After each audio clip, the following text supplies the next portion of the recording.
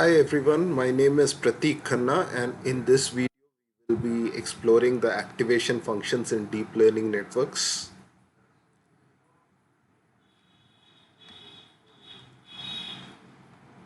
So what are these activation functions? They represent a nonlinear transformation which is applied to the weighted inputs of a neuron to determine its output.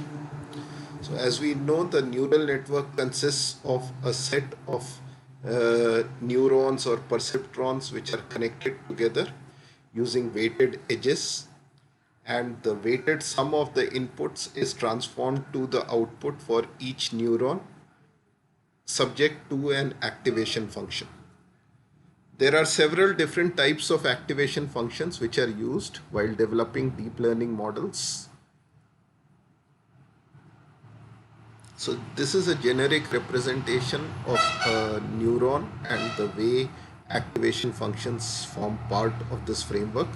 X1 and X2 represent the inputs which are going into the neuron. W1 and W2 are the weights of the edges between the input and the neuron.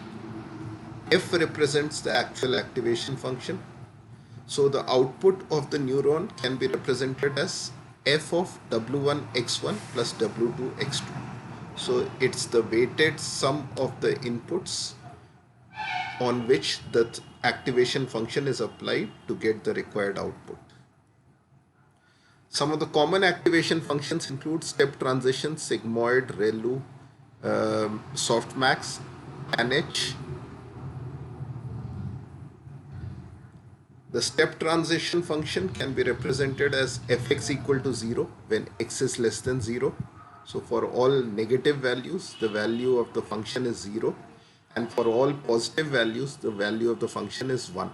So it looks like a staircase. Then the sigmoid function can be represented as fx equal to 1 by 1 plus e raised to the power minus x. So it's a smooth differentiable function which varies between 0 and 1. The ReLU function consists of two parts. For all values of x less than 0, the value of the function is 0. For all values of x greater than 0, it's a linear function, fx equal to x. So in a compact form, it can be represented as fx equal to max of 0 comma x.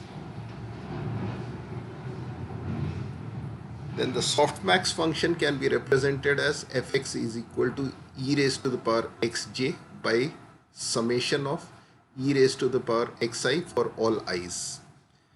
This is again a smooth continuous function which varies between -1 and +1. Then tanh can be represented as fx equal to e raised to the power x minus e raised to the power minus x divided by e raised to the power x plus e raised to the power minus x. So this is a hyperbolic function, and it is also represented, it is also known as hyperbolic tangent function.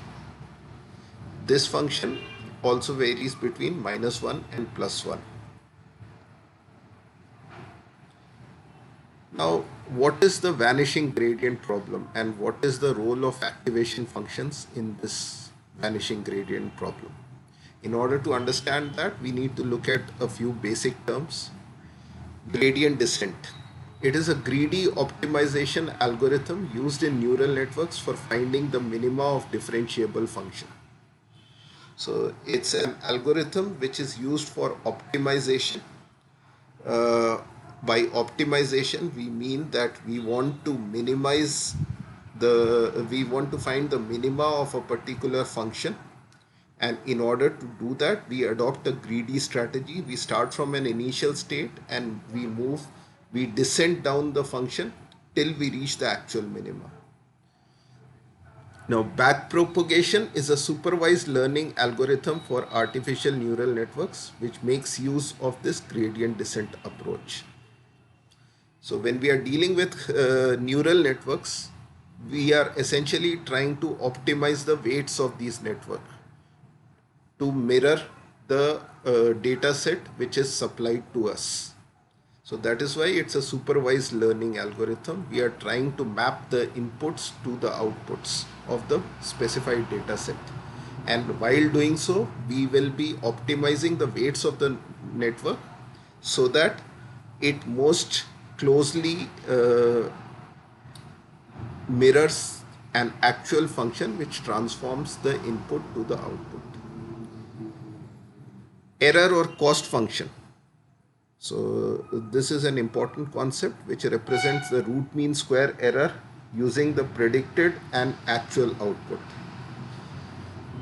So the error or cost function represents the differential between predicted and actual output, and we square this differential and compute its the mean of these squares and then take a square root of the final result. Now we come to the vanishing gradient problem. Network's weight is updated based on the gradient of the error function with respect to the existing weight.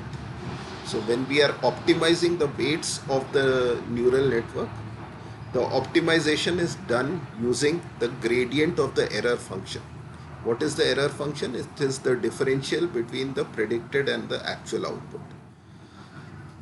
So if the gradient is too small or close to zero, then the weight update ceases and the learning process of the network stops. So for learning to happen effectively, we need to ensure that the gradient does not become too small. Why does the gradient become too small? So if the network is very large in size, there are a large number of hidden layers in between. So as we move from the output side of the network to the input side, the value of the gradient successively decreases, and this behavior is subject to the kind of activation function we are using. Some of the activation functions are more prone to the vanishing gradient problem, while some are immune to this problem. So this is how the gradient descent takes place. We start from an initial space, initial point, which is represented by the ball on the curve, which is the initial weights applied to the neural network. Then at each step of the iteration, we move down this curve. So at each point, we are moving closer and closer to the minima until we actually hit the minima. And that is the weight configuration that we want for the neural network.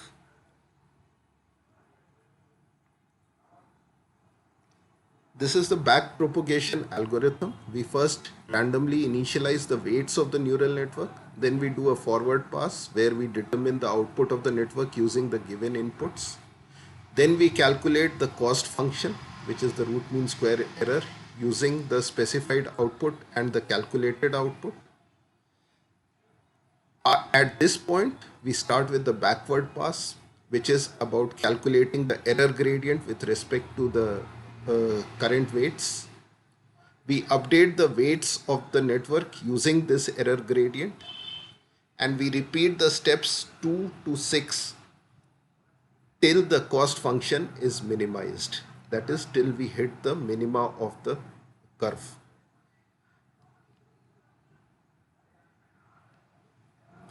With each additional layer in the neural network, the magnitude of the error gradients gets successively smaller, which results in very slow learning of the weights in the initial layers of a deep network. The derivative of the activation function determines the error gradient. So that is why the choice of activation function is important. Now let's look at some specific properties of common activation functions. So in particular, we explore the sigmoid, the tanh and ReLU. The range of sigmoid varies from 0 to 2. For tanh, it varies between -1 to 1. For ReLU, it's 0 to infinity. The processing time for calculation of sigmoid is high. For tanh, it's medium. And for ReLU, it's particularly low. Why is it low? Because ReLU is calculated using two parts. When x is less than 0, the value is 0. When x is greater than 0, the value is the same as that of x. So no complex computations involved here. The sigmoid function can be applied to a node at any layer in the networks. The same is true for tanh. ReLU is commonly applied only at the hidden layer. The derivative of sigmoid function is continuous. For tanh also it's continuous. For ReLU, there is a discontinuity at the 0 point, because that is where the function makes a transition from y is equal to 0 to y equal to x. The gradient strength is medium for sigmoid. So by gradient strength, we mean the slope of the transition from the 0 point to the higher level point. So gradient strength is medium in case of sigmoid. It's high because in case of tanh, because the gradient is steeper. For ReLU, it's lower. Then the sparsity is not applicable for sigmoid and tanh, whereas ReLU supports sparsity. So because it supports sparsity, it prevents overfitting. Then we have the property related to vanishing gradient. Vanishing gradient is encountered in both sigmoid and tanh, whereas ReLU helps avoid the vanishing gradient problem. So if we are dealing with deep neural networks with large number of hidden layers, then ReLU is an activation function that we should consider from a vanishing gradient standpoint. So till now we have looked at some of the commonly encountered activation functions, but that's not an exhaustive list. There are several other activation functions which are also used, though not as commonly. So we have the linear activation function, which corresponds to fx equal to x. Then we have the soft plus activation function, where fx is equal to natural logarithm of 1 plus e raised to the power x. Then arctan activation function is fx is equal to tan inverse of x. The LU activation function consists of two parts, where fx equal to a constant a times e raised to the power x minus 1 when x is less than 0, and fx equal to x when x is greater than 0.